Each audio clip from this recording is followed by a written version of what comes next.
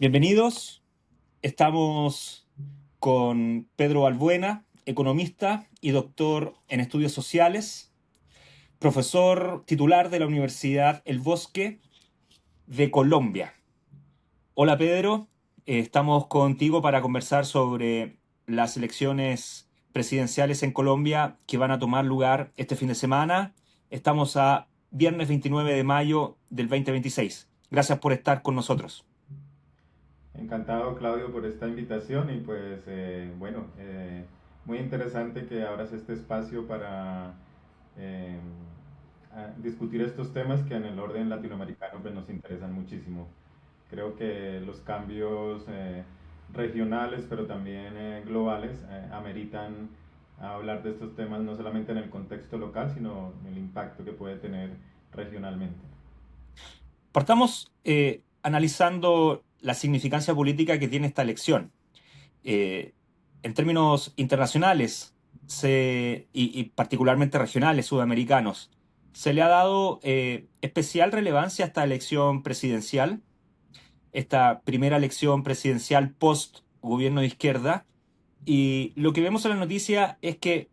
prácticamente lo que va a pasar en Colombia en estas elecciones es que se va a definir el destino de la nación de manera considerable. ¿Qué tan importante o qué tan trascendente es esta elección a tu juicio? Bueno, Claudio, creo que Colombia ha tenido una dinámica electoral eh, bastante particular en la región, en Latinoamérica. De hecho, hay eslogan como,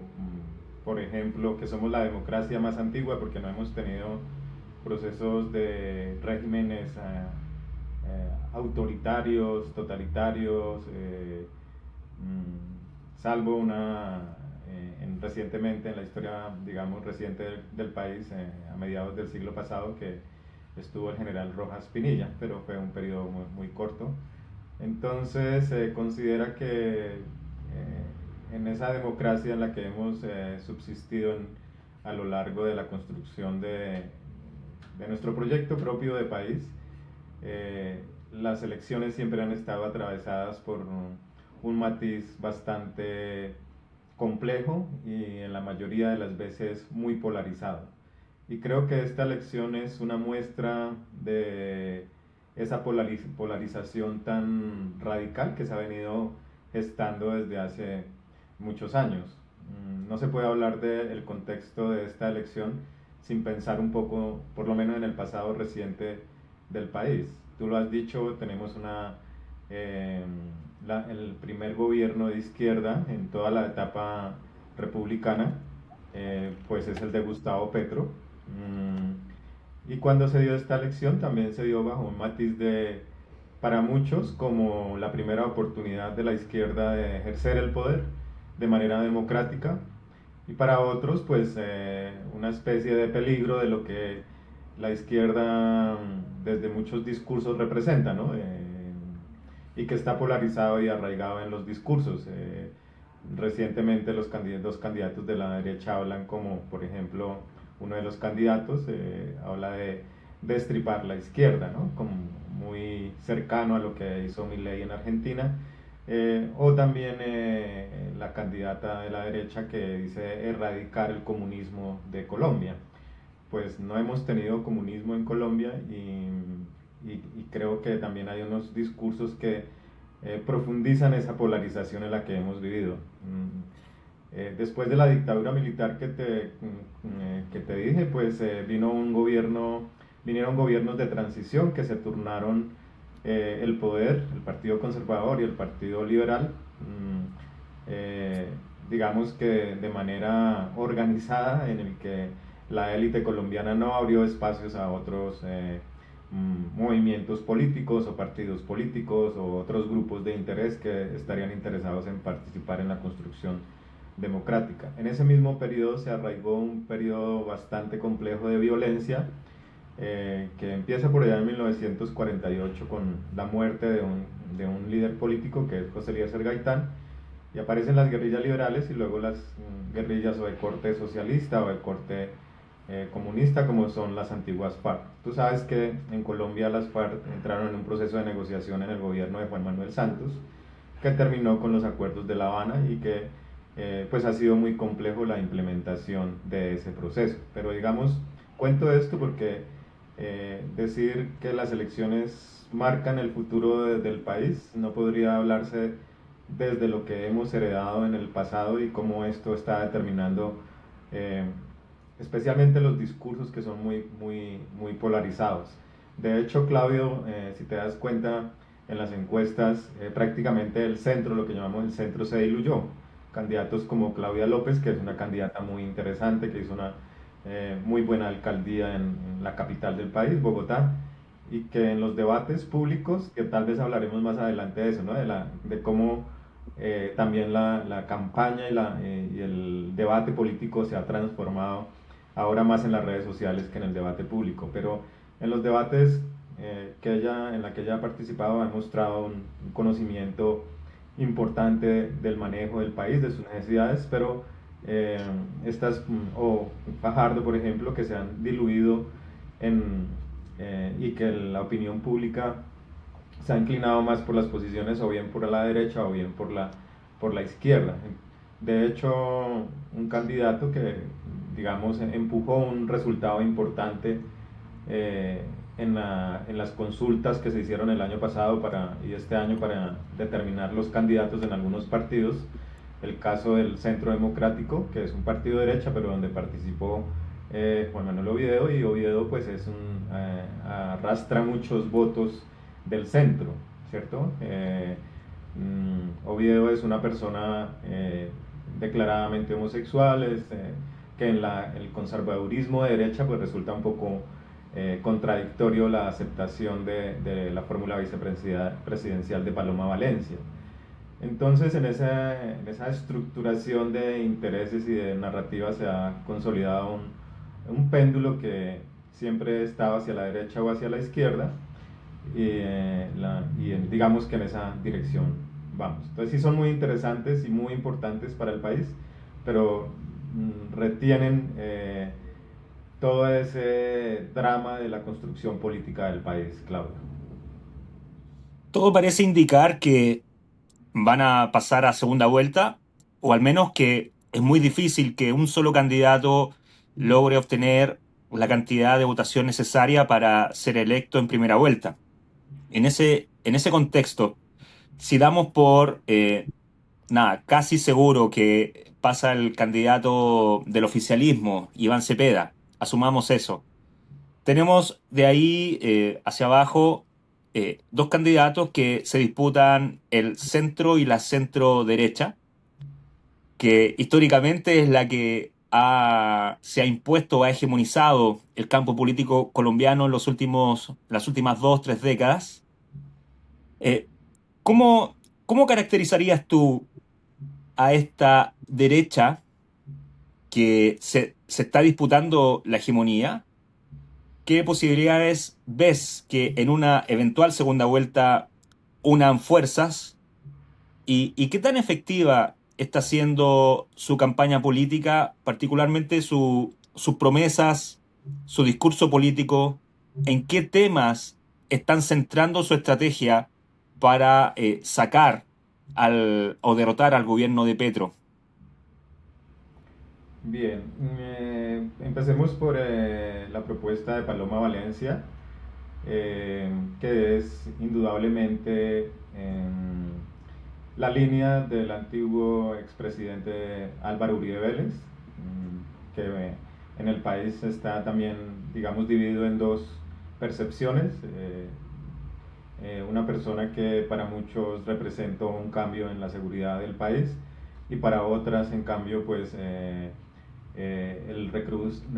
haber recrudecido la guerra y sobre todo en prácticas, eh, digamos, poco legítimas en la confrontación. Por ejemplo, las muertes de civiles que se hacían pasar por guerrilleros para demostrar, digamos, resultados en ese discurso de la seguridad democrática del presidente Vélez. Entonces, este discurso está basado en la seguridad, o sea, en una sensación de miedo generalizado en la percepción de seguridad, antes más arraigada en las regiones, en los territorios más apartados, donde indudablemente los grupos armados hacen presencia de manera sistemática. Allí no ha logrado ocupar el Estado estos territorios. Después de la desmovilización de las FARC, estos territorios se han atomizado en grupos más pequeños que no tienen un fuero político, sino más bien un fuero de intereses económicos en la economía subterránea. Y no solamente el narcotráfico como un fenómeno estructural, sino minería ilegal, tráfico de armas, y en fin, toda la economía subterránea que en el país los estudios no han logrado calcular, pero consideramos en la percepción que juega un papel muy importante en los flujos de dinero. Y esta percepción de seguridad, que fue lo que arraigó el éxito de la plataforma de Álvaro Uribe y del uribismo en el Centro Democrático, se anuda a una percepción de inseguridad en las ciudades. Tenemos una percepción de crecimiento de inseguridad en las ciudades que hace que la ciudadanía pues reclame y esté aliado a estos discursos de mano dura, de mano fuerte, que en el plano, digamos, político juega un papel muy importante. Además de el discurso contra, digamos, contra la izquierda, que pues es una especie de rezago o secuela un poco anacrónica de la Guerra Fría entre pensar en estas ideas comunistas. Realmente las guerrillas políticamente ya no tienen el mismo poder que lo tuvieron en su momento, y tenemos una violencia más arraigada en otros fenómenos. Por el lado de las políticas, Abelardo,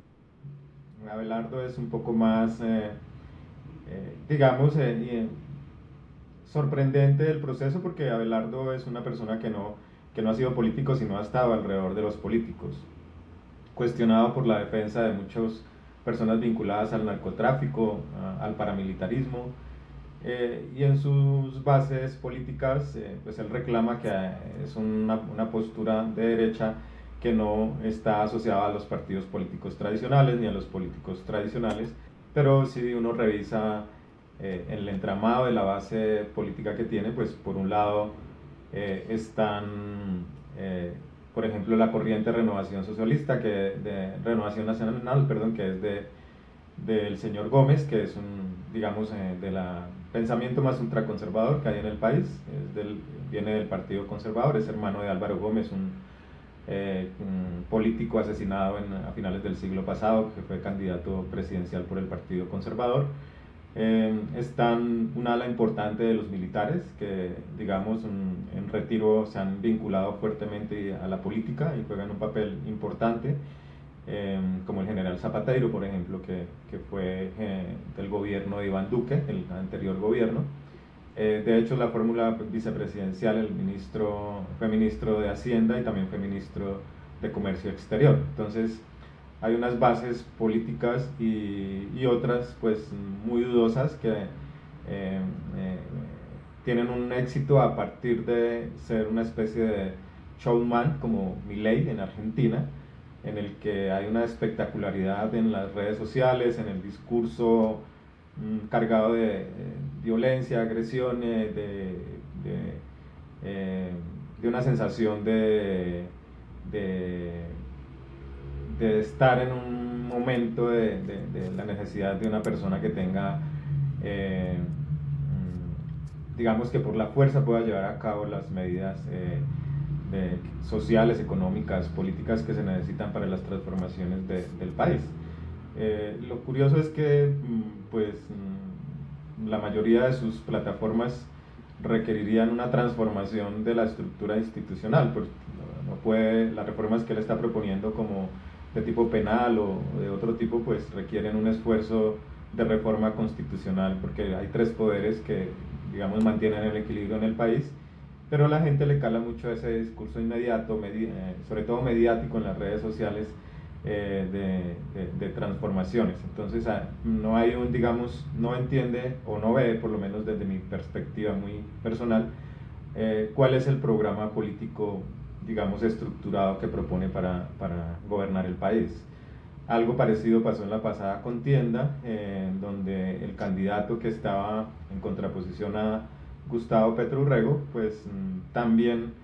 entró con mucha fuerza en ese discurso, pero en la segunda vuelta se desinfló porque la ciudadanía vio que no había como una propuesta sólida para gobernar el país. Entonces,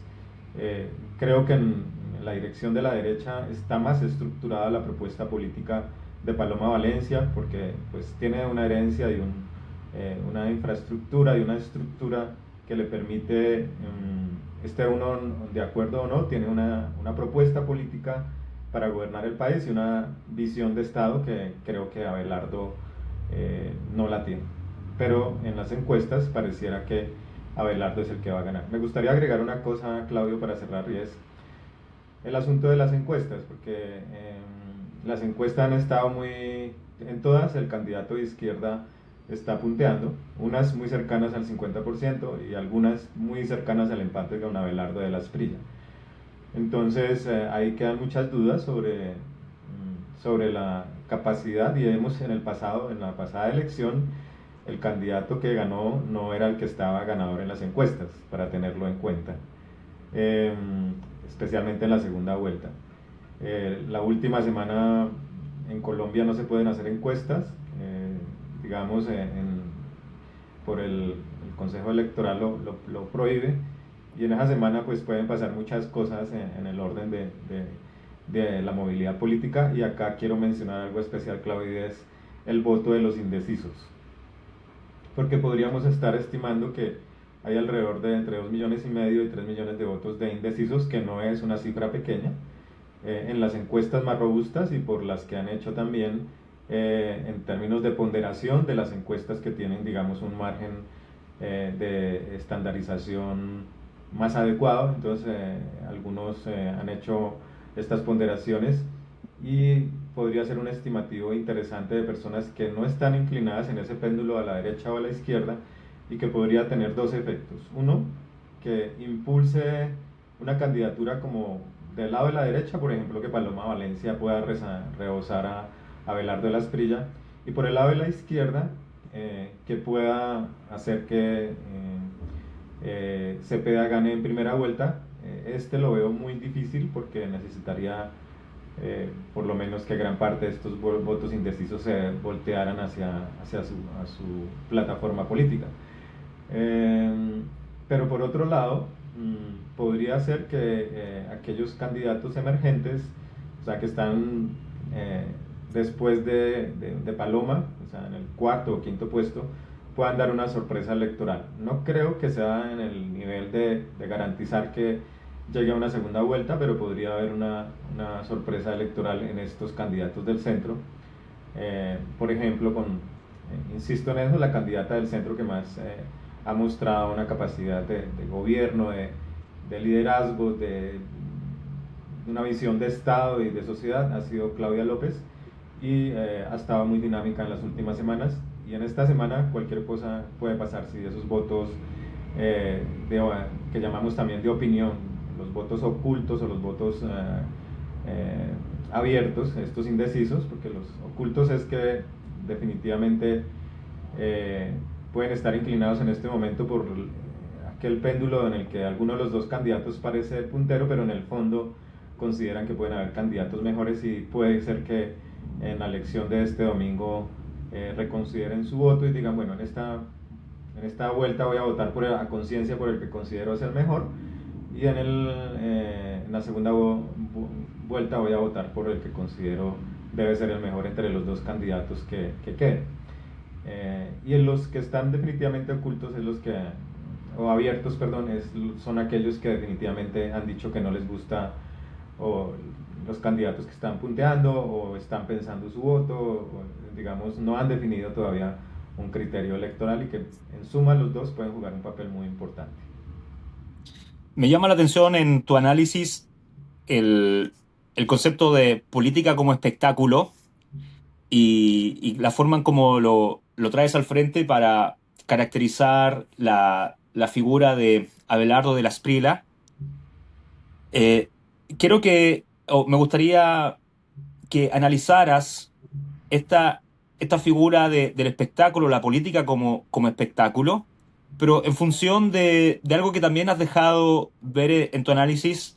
que me llama la atención, y es el contraste de esta figura de espectáculo de Abelardo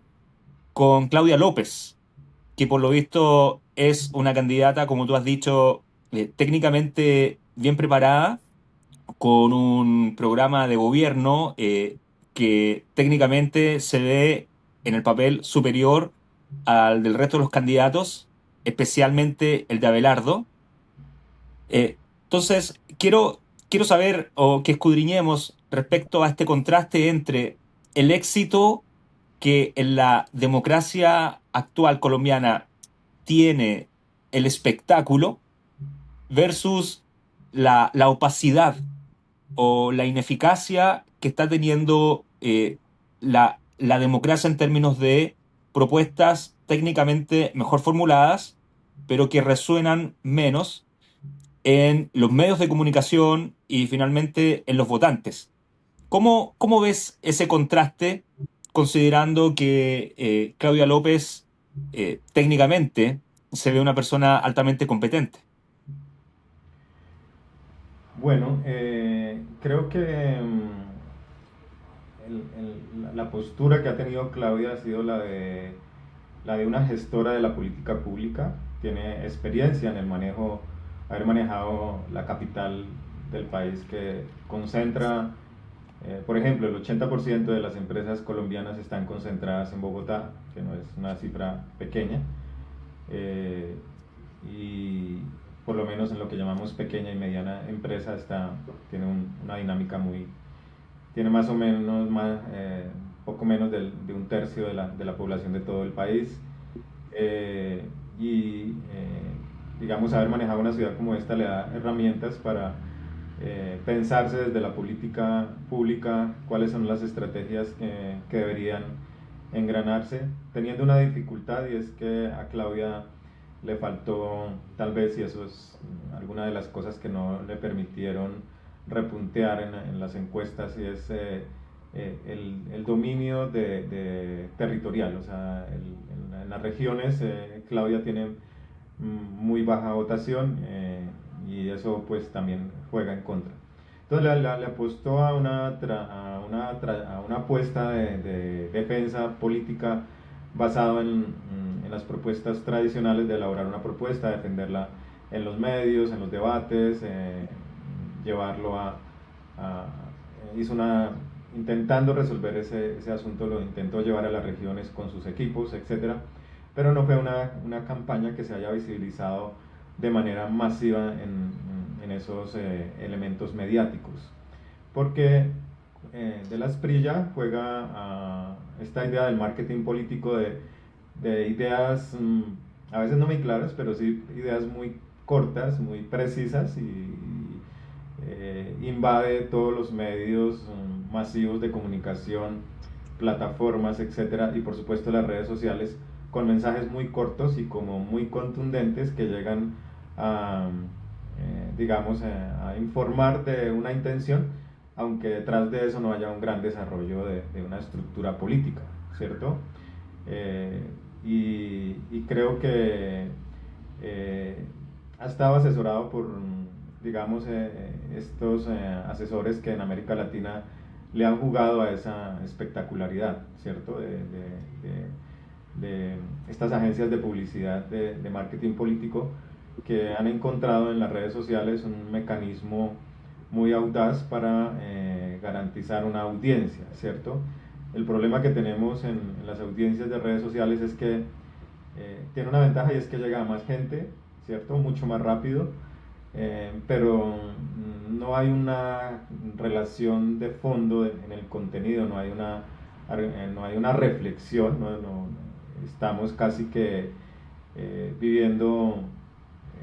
curiosamente vivimos en una caja donde hay millones de personas interactuando eh, de manera masiva con estos mensajes políticos, pero como ocurre en todos los procesos de las redes sociales, en esas cajas estamos, digamos, solos, y en esa soledad no tenemos los elementos capaces para argumentar y trascender en qué hay más allá de ese mensaje espectacular, porque no solamente es el mensaje corto, preciso, sino que está, por ejemplo, con un juego de luces, con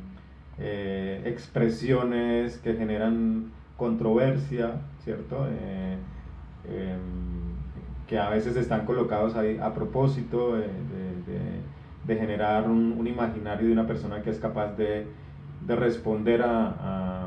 culturalmente a esos relatos que construye la gente. Por mencionarte solo una cosa, ¿no? Lo que para unos se convirtió en una cosa muy grave, que desde un asunto casi de, como la misma periodista dijo, se sintió acosada, que fue en una entrevista Abelardo mostraba pues haciéndole ver en su celular que su órgano reproductor que se hacía notorio en una sudadera, y pues eso ha generado mucho escosor y digamos la periodista se sintió acosada y de alguna manera maltratada, ¿cierto? En todo lo que nosotros pues académicamente no podemos respetar, y creo que ahí se supera eh, se maltrata la dignidad de una persona. Pero culturalmente encuentra uno que en una sociedad machista, y en muchas regiones pasa,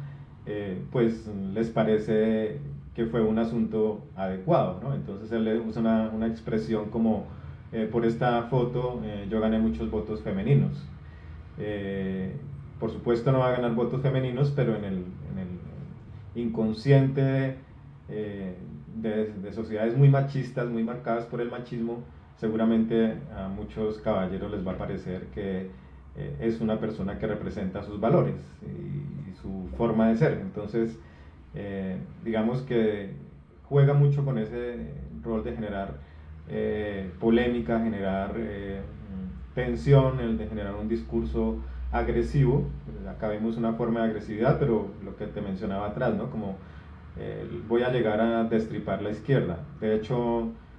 dentro de sus propuestas está el primer día de eliminar la JEP. La JEP es la Jurisdicción Especial para la Paz que se creó en La Habana para garantizar el proceso, sobre todo en este asunto de reparación y justicia, ¿cierto? En el que las víctimas sean reparadas integralmente. Y allí pues hay, digamos, una serie de procesos muy interesantes en el que hay un proceso de reconciliación con las víctimas y de reparación, donde los actores que fueron los victimarios pues cuentan, relatan, piden perdón, son condenados, y digamos es una forma necesaria para garantizar que el posconflicto llegue a una realidad creíble y sostenida en el tiempo, ¿cierto? Si no hacemos ese proceso de cierre de la violencia, se va a acabar. Y creo que esta Jurisdicción Especial para la Paz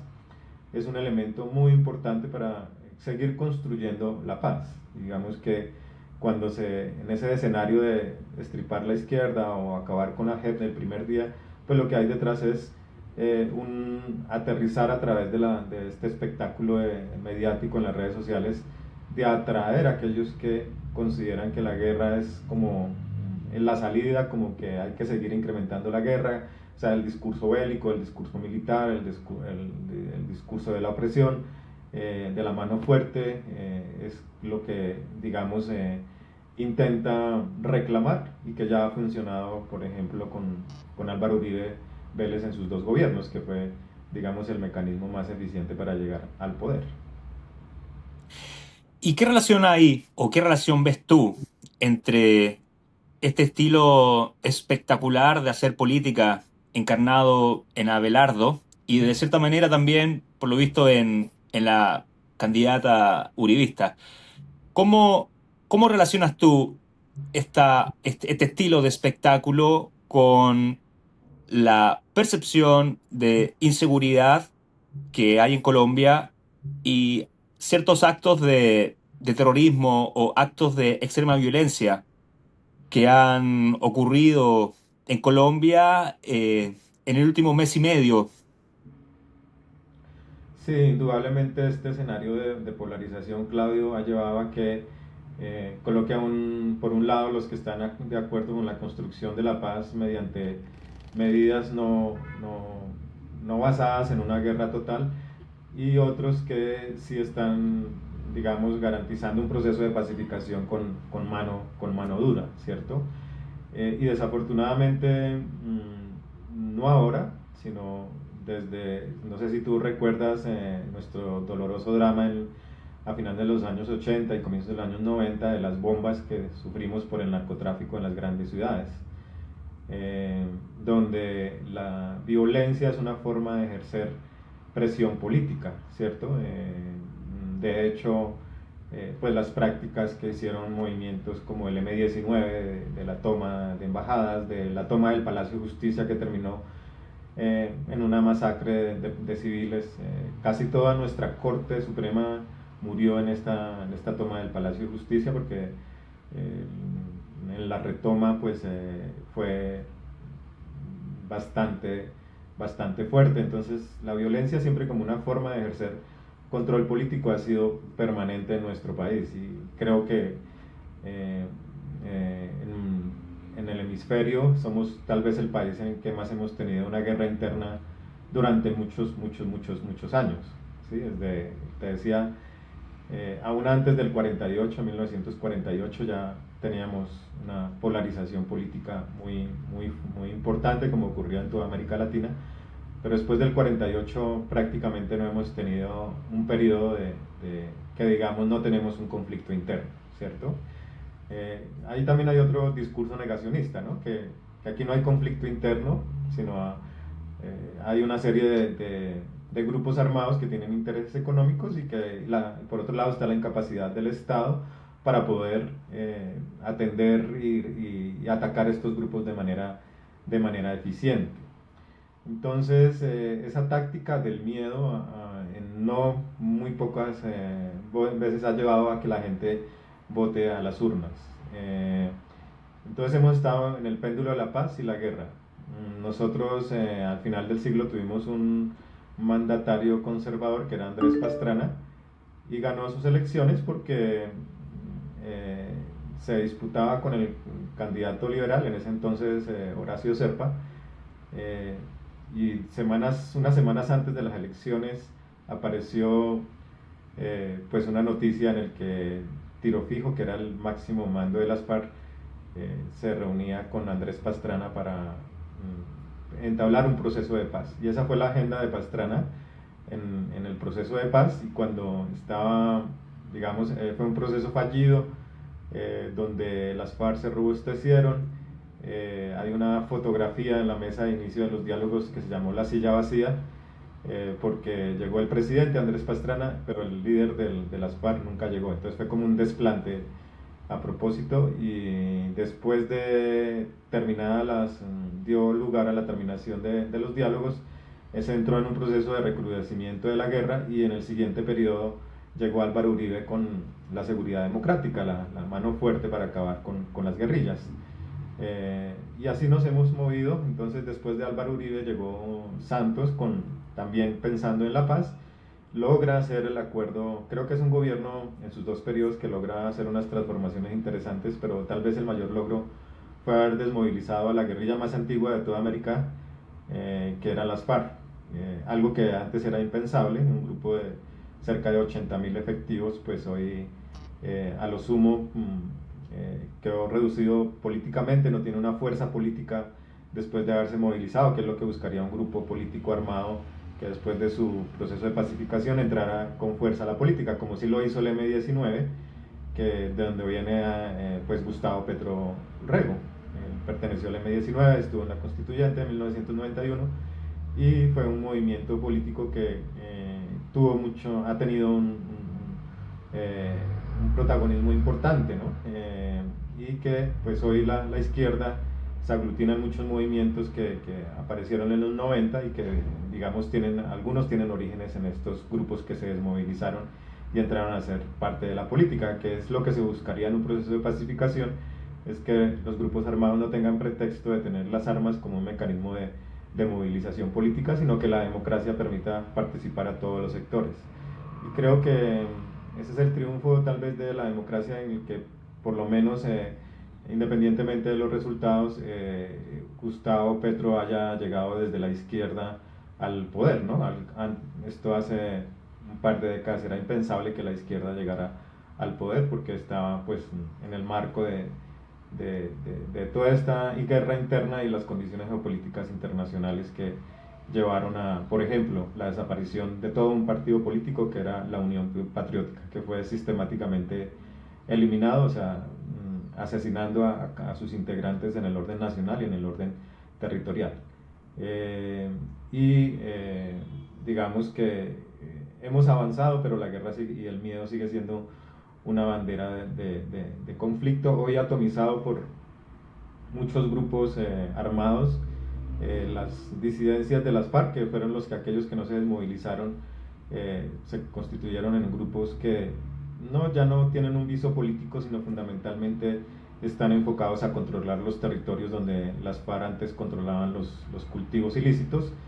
Y pues aquí también han llegado otra serie de grupos armados, incluso los carteles mexicanos están haciendo presencia con otros grupos asociados con grupos colombianos,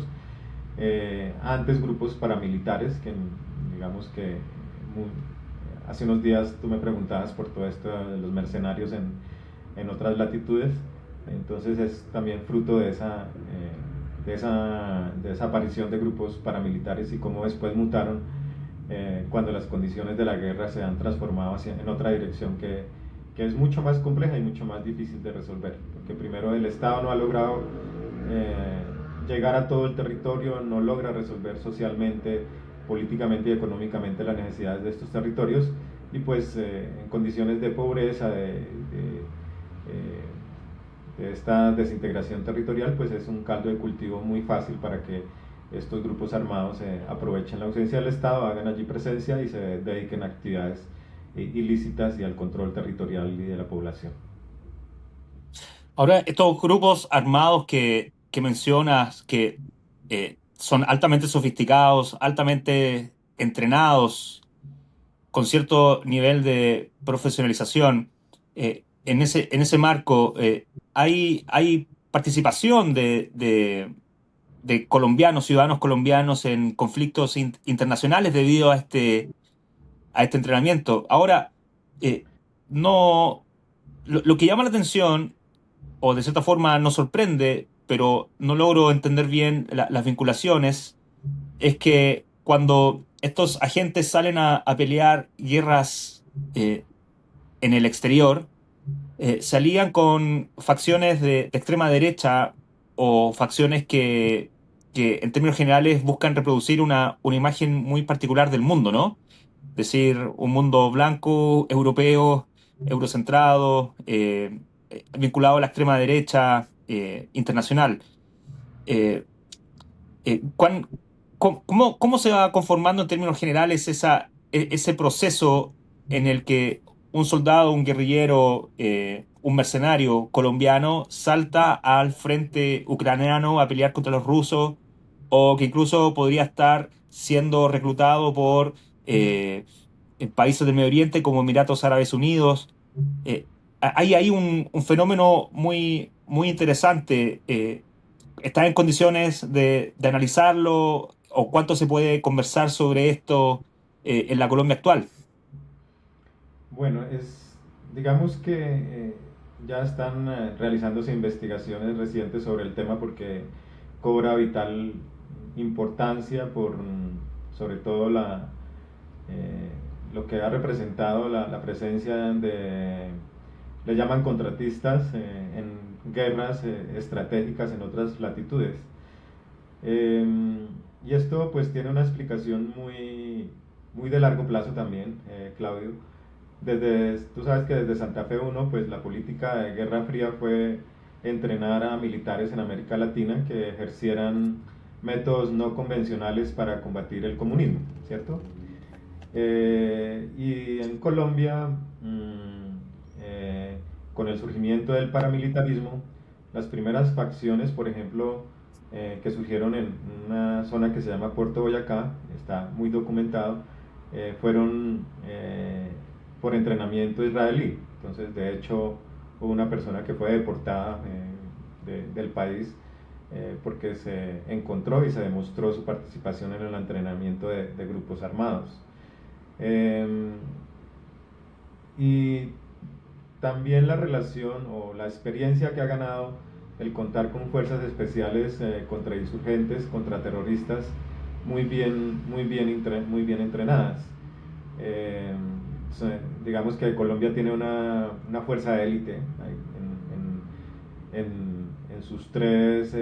fuerzas, tanto la marina como la aérea como la terrestre, eh, muy capacitada y muy bien formada, eh, que en servicio activo o especialmente en el servicio inactivo, en su retiro, pues siguen actividades vinculadas al sector de seguridad. Eh, y muchas veces, porque hay dos compañías de seguridad involucradas, no las voy a mencionar porque pues están en procesos de investigación, pero las investigaciones que se han publicado recientemente han demostrado que estas dos grandes compañías de seguridad han sido los intermediarios en el caso de Arabia Saudita, por ejemplo, de llevar estos exmilitares a estas digamos, condiciones de guerra que hay en África, ¿cierto? Pero no es el único ejemplo. No sé si te acuerdas del incidente de Haití hace unos años donde murió el presidente haitiano. Pues allí también hubo presencia, los mercenarios eran colombianos. Eh, la guerra en Rusia, donde terminan, digamos, siendo un número muy importante de colombianos que han participado en la guerra. Hay que decir que por los testimonios de familiares muchas veces no se les dice todo lo que se les vende, una promesa de beneficios económicos, pero cuando llegan a estas actividades generalmente se encuentran con otras cosas y son, desafortunadamente la mayoría o muchos de estos pues pierden allí la vida o quedan muy mal después de estas confrontaciones y los riesgos que asumen son bastante altos. Entonces desafortunadamente nos hemos convertido en una especie de exportadores de mercenarios, que no es algo que digamos, nos ponga orgullosos, pero digamos que ha sido fruto también de haber tenido o tener un conflicto interno en el que nuestras fuerzas han sido muy bien preparadas, pero así diciéndolo de una manera muy cuidadosa, también hemos estado ligados a prácticas de represión que nos recuerdan los tiempos del auge del paramilitarismo, donde muchas personas eran torturadas, desaparecidas o asesinadas, ¿cierto? Entonces, todo esto va generando pues un círculo no virtuoso que genera contar con estas personas para este tipo de conflictos, y el Estado desafortunadamente pues tampoco atiende procesos por ejemplo, cuando una persona, un combatiente del ejército colombiano ha estado tanto tiempo combatiendo, pues al insertarse a la sociedad más allá de una pensión, pues no hay programas que permitan, en términos de atención a su salud mental, a su proceso de seguridad social, a su sostenimiento de largo plazo, pues no hay unas políticas que permitan disminuir el riesgo de que estos veteranos de guerra, si se quiere llamar así, o mercenarios o contratistas, como se les quiera denominar, pues ingresen a estos conflictos en condiciones que son lamentables para, no, para nosotros y para cualquier país. Pedro Balbuena, economista y doctor en estudios sociales, profesor titular de la Universidad El Bosque de Colombia. Gracias por haber estado en Hemisferio Izquierdo. Bueno, encantado Claudio, y pues esperemos que nuestras elecciones puedan llegar a un feliz término el próximo domingo, que quien llegue al poder tiene retos muy interesantes y muy importantes. Ojalá se rescate las cosas buenas que tiene este gobierno en haber disminuido la pobreza a un dígito y desempleo a un dígito, control de la inflación, creo que eso es bien importante, pero tiene retos muy desafiantes que tienen que ver con, por ejemplo, el ajuste fiscal, Claudio, que podría llegar este año al 8%, y eso sería históricamente, hace muchos años, no, muchas décadas, incluso no llegamos a un déficit fiscal de este tipo. La deuda pública, que aunque se logró disminuir en este gobierno, sí está cercana al 60%, y eso es muy del Producto Interno Bruto, y eso es, pues, digamos, un problema muy serio para la estructura del país. Entonces, creo que fiscalmente tenemos unos retos y que pueden generar medidas contracíclicas que pueden castigar el crecimiento económico y la generación de empleo en la perspectiva de los próximos años, ¿no? Entendiendo que aunque somos la cuarta economía más grande de América Latina, pues un riesgo de políticas contractivas pues seguramente va a impactar severamente en ese proceso. Esperemos que quien llegue al gobierno tenga una disciplina fiscal y pueda garantizar también las medidas que en términos, por ejemplo, de restitución de tierras ha sido muy importante este gobierno, entonces que se mantenga lo bueno y que se ordene la casa en aquellas cosas donde el gobierno ha sido muy desacertado, el gobierno de Gustavo Petro. Bueno, en efecto, te dejo desde ya invitado para tener una nueva conversación luego de las elecciones de este fin de semana y para que podamos profundizar, sobre todo en los aspectos económicos y los desafíos que enfrenta el país. Pues Por bien, su- gracias Pedro, será hasta la próxima.